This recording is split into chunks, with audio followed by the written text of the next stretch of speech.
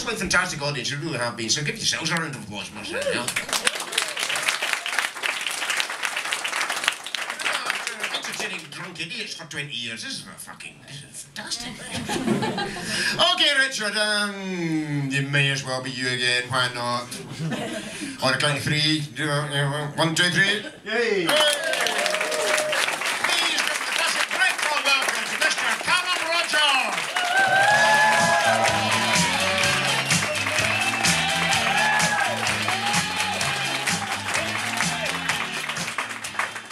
Good evening. My name is Calum. How are you all doing tonight? Good. And how's your month been? Have you been having a good January? Yes! Yes? Good to hear. Yeah, it's been a bit of a difficult month for me. I had decided to spend the entire month completely sober. I was kind of living under a self-imposed teetotalitarian regime of biological cleansing. It kind of made me feel like a fascist. My id was referring to my superego as Mussolini. It was really embarrassing. But I was longing to get back to my regular diet of whiskey for breakfast, crack pipes for lunch, and the mythical ayahuasca plant for dinner, which, as I'm sure some of you are aware, produces vivid and intense hallucinations that can last up to 48 hours, and have led some to report that they have communicated with divine spirits and discovered the secret of the universe. After which, I like to settle down with a mug of Horlicks and a double bill of Downtown Abbey. But my resolve finally broke on Burns night, on Friday of course. I mean, frankly, it was always bound to happen. Not only am I Scottish, I'm also a poet, and so I feel a certain affinity with our great Scotch bard. As a matter of fact, I study poetry through in Glasgow, so I read poetry, I write about poetry. I often have really unusual dreams about poetry. Basically, I just love poetry. Now, I appreciate that this probably puts me in the minority here this evening. I don't know, do we have any poetry lovers in tonight? Yeah! Good, a few of you. And you admit it as well, which is very brave. Well done. Although I do think that poets and comedians are actually very similar.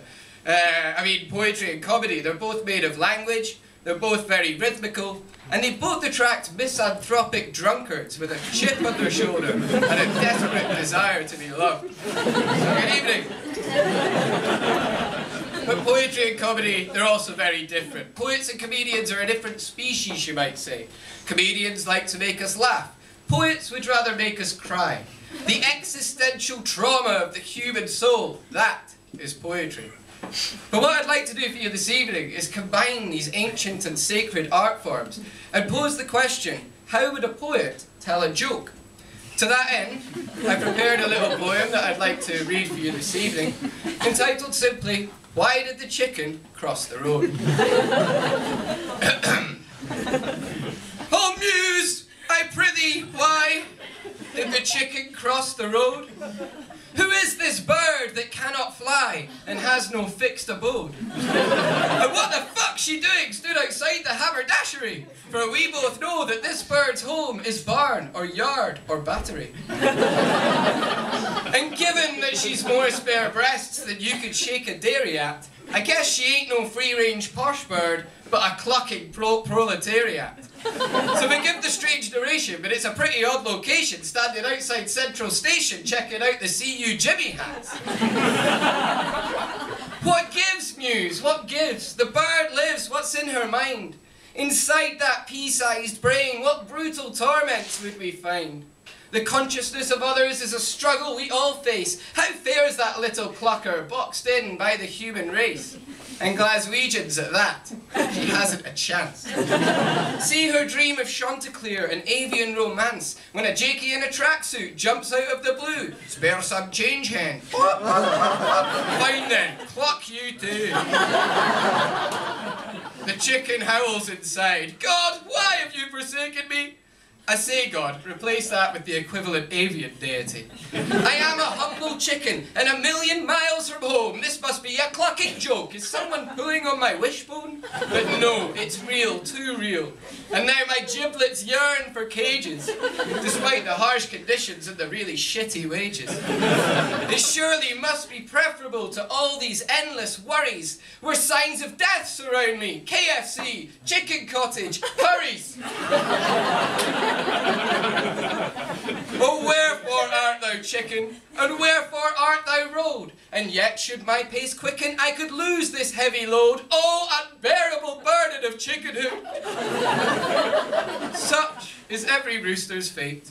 You spend your best years ovulating, then you end up on a plate. To cluck or not to cluck, I couldn't give a fuck. So she tottered out on Union Street, and sure enough was struck. The coroner gave his verdict, suicide. Then he took her home for supper, garlic butter, shallow fried.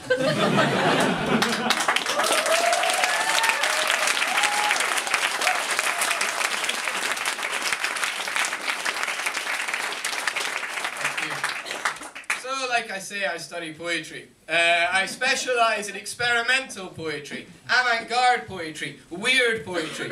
The kind of poems that you look at and your first response is, are you absolutely sure that that's a poem? They're the kind of poems I like. The one-word poem, for example. This is a genuine poetic form, developed in the 1960s. Just one word in the centre of an otherwise blank page.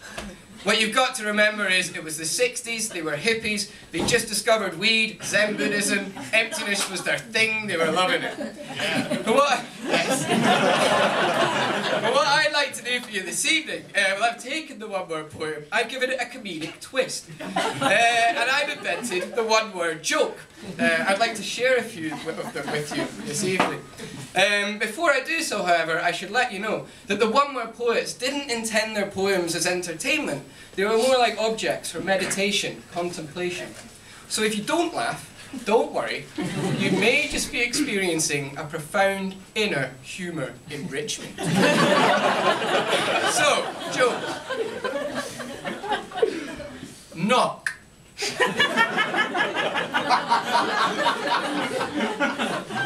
I'd love to tell you who's there, but unfortunately the formal constraints of the joke.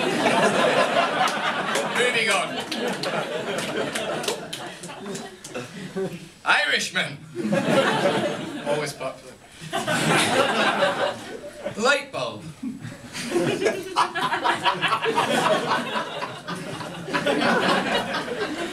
Ketchup. Yeah, one for the baby box. Sunday. Observational comedy. Let's try some satire. Osborne. Cameron. Thatcher. A one-word joke there, a very versatile form, as you can see. However, unfortunately, the one-word poem isn't very fashionable these days. It doesn't suit these jaded and cynical times in which we live. What's really trendy these days is appropriation. Now, this is basically just a pretentious, wanky art word for stealing other people's shit. It's a bit like sampling in hip-hop culture, but replace the fast cars, the expensive cocktails, and the beautiful women with their buses, cheap plug, and tissues. So,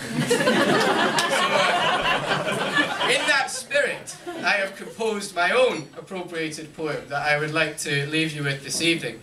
It's taken from language taken entirely from this magazine.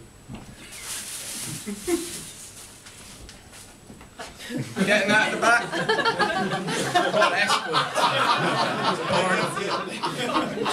It's actually a very good publication. It's remarkable.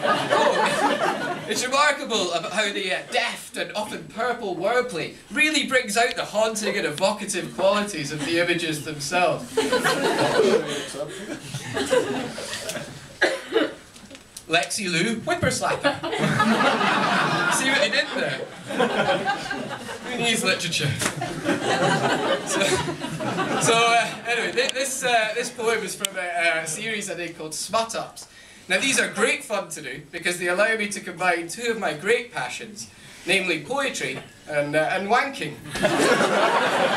This is a pleasure. So this is my final poem for this evening. This one's called Smut Up Number 2, Susie. My husband will not fuck my arse, so I want you to fuck my arse. I'm quite a slut, my fingers wet, bent over for your hard baguette. A cotton knickered snatch of hair, she's hot, as dirty as you dare. She'll swallow cum and cock she'll suck, get hardy alive, the slut needs to fuck. She loves to be a toy, so trace the salty splatter to her face. I'll pull my head away and spit upon your belly and frig my clit, let's come together. I'm your whore until I can't come anymore. A tiny room, prime pussy soon will make you come all afternoon. That's all for me. Thank you.